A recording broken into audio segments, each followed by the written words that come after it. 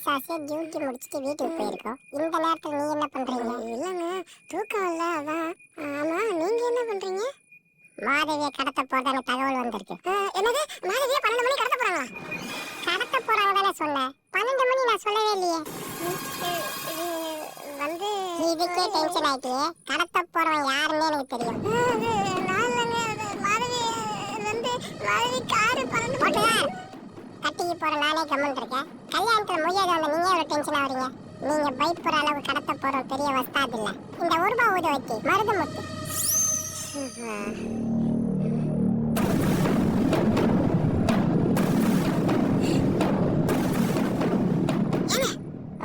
மருது முத்தாலும் நம்ம வீட்டை round up பண்ணிட்டாங்க.